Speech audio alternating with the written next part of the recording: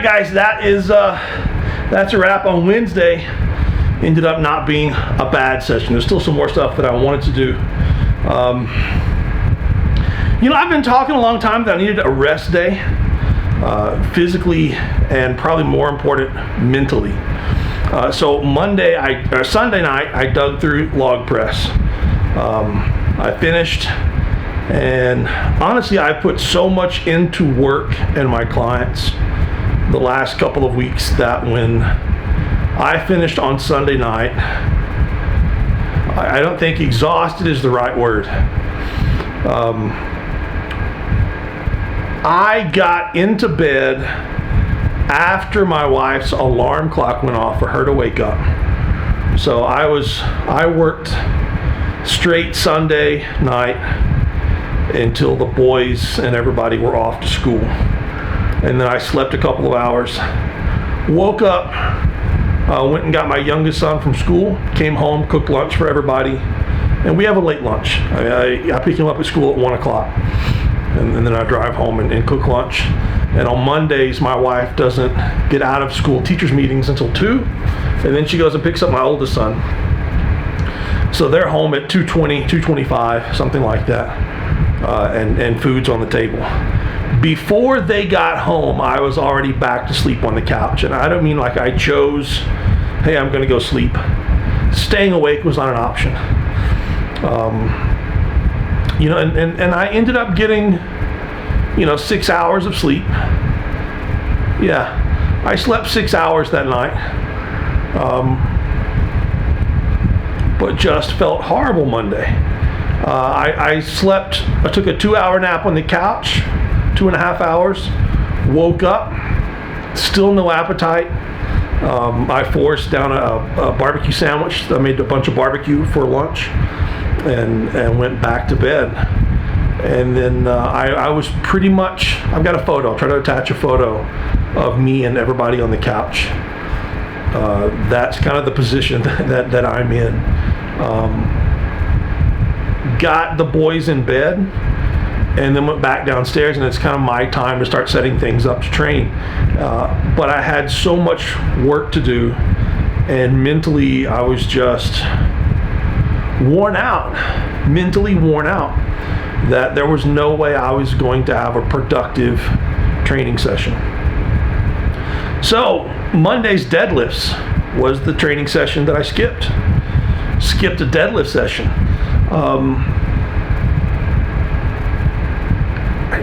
I regretted it on Tuesday, but Tuesday I did the same thing. Yesterday I did nothing but sleep. Sleep and then work a little bit. And on Monday night, instead of training, I didn't just sleep. I worked again until I was in bed at like 5:30. My wife's alarm goes off at 6 in the morning. So it's just, I've had a lot of software issues with my work. The software that I use to send programming out to clients updated and changed everything. And it's not that it's no longer useful. It just took away its greatest benefits. And I had one client that I worked with for more than a year, and I lost everything of his. And I can recreate, but it's not the same as being able to look back and say, what did we do 6 months ago when your press really took off? Okay, now what did we do 3 months before that to set you up for that? Let's repeat that. Plus, your deadlift is on the up right now. Let's continue to repeat the building process of your deadlift. And what got you mobility-wise, being able to squat with better technique on that left hip? So, it's having all of those notes that I keep for every client. And I only had one client that I lost everything for. And it's just trying to put everything together and stressing. And it's not that they were stressed about it, but I was stressed about it. But, I hate missing a training day, but I missed the training day with the thought process that I would come to the gym on Wednesday, today. And I knew that my only goal for today, the rough plan was to hit 90% for a triple. I've got one hard set. And I can wear briefs, so it's not, it's not going to be a killer getting a triple. I wanted to do my good mornings, my third wave of the good morning with the stupid bands. And I really wanted to go back and continue working on the glute ham raises, some mobility work, and yoke. This would be the 4th week on the yoke, so it would make it totally optional. But I had it in the back of my mind, what I could do is I could come in here, hit my box squats, hit my chain suspended good mornings, and then I could deadlift. Because I'm like, I've got one of my deadlift bars at the gym, and it hit me, I don't have a deadlift bar at the gym. I don't have my weightlifting bar or anything. So today, after eating, I loaded up my Texas deadlift bar in the car and drove to the gym. And that's where I'm at right now. Box squats, my buddy Nicolas came by. A couple of times a month he drives from one city to the next, and my gym is on his path. So he stops by and we just, we sit and chat for a while. So that's what I did for about an hour when I first got here, sit and talk. And that's always refreshing. And then the changes, I got the numbers that I needed. My hips, feet, knees, and everything just feel a little beat up. I just feel like I've got the flu. And I've been sick. Beyond just not being able to catch, there's been a reason I have not been able to catch up on sleep. Everything that I've eaten has gone straight through me for nearly a week now. But that's going to stop. That's going to turn around and go back the other direction. But I got my 90%. Instead of 3, I dug out 6, which was really good. It's in the back of my mind that I need to do a down set of reps afterwards because that's what makes my legs grow. But after that set of 6, I don't know how exactly I'm supposed to do that. I don't know how I'm supposed to pretty much get as close to failure as I can, and then what am I going to get out of a down set at that point without having to rest a long time. So I went straight to the chain suspended good mornings. Adjusted the bands so they were a little bit tighter and even on both sides. That was a huge PR. The bands, the Mondo bands are 250, 255 pounds total, and the heavies are 200 pounds total. So that's at least 450 pounds of band tension plus 332 pounds of straight weight. And it gets heavy fast. I strained through that rep. And that's the only thing that matters, my ability to dig in and strain. I didn't hurt my back, I didn't hurt my glutes, I didn't hurt my hamstrings, and I strained all the way through. I don't know how long it took, but it felt like about 3 seconds. I'm sure it wasn't, but it felt like an eternity. And it feels like it's going to take your head completely off as well. That's a huge deadlift builder for me. It's a huge confidence builder. And then I went to my deadlifts, really pretty much already warmed up. I knocked out the weights. I needed 200 kilograms, 441 pounds, plus the 55 pounds in chains for a double. I ended up with 456 in weight, plus the chains, and I knocked out a triple, I think. Felt really, really good. I'm definitely a better deadlifter here than I am at home. Maybe that's the difference between deadlifting at 8 o'clock at night versus deadlifting at 1 o'clock in the morning. Maybe that's the music, the space, the atmosphere. I can drop the weight if I need to.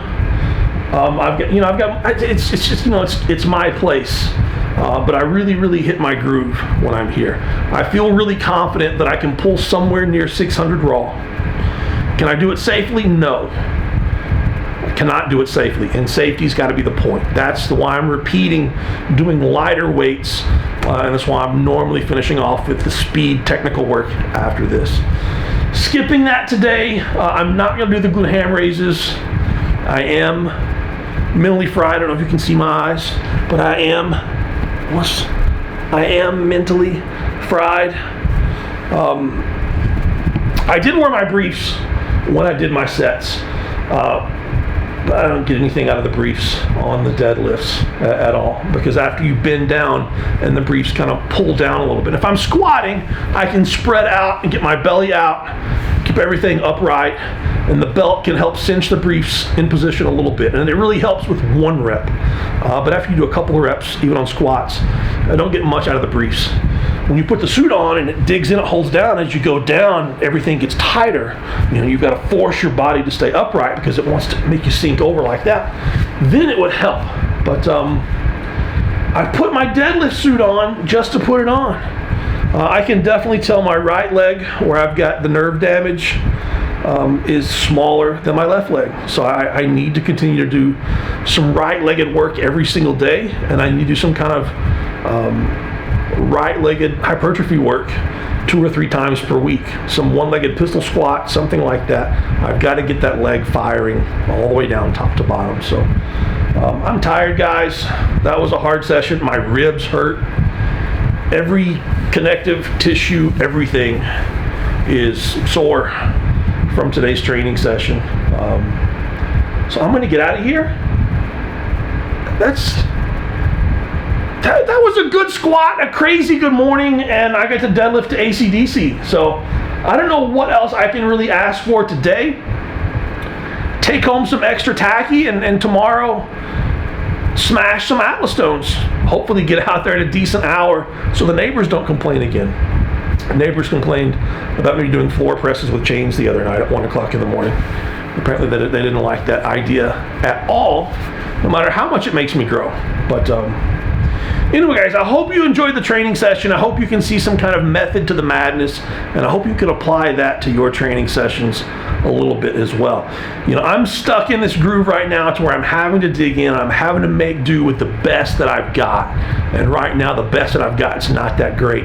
But if I can stick with it now and I can monitor myself, if I can pull back where I need to be, pulling back, if I can push only when I need to push, minimize the risk for injury, minimize all the losses, whenever anything starts to turn around and I get a little more sleep, when my stomach feels a little better, then everything is just going to take off and fly again. So, and that's when you're going to see me taking big trips to PR City. So that's my thought for you. I'm just going to say I may wear this deadlift suit home. I don't know. I look sexy in orange. But have a good one, guys. We'll see you tomorrow night. We'll load some stones. Later.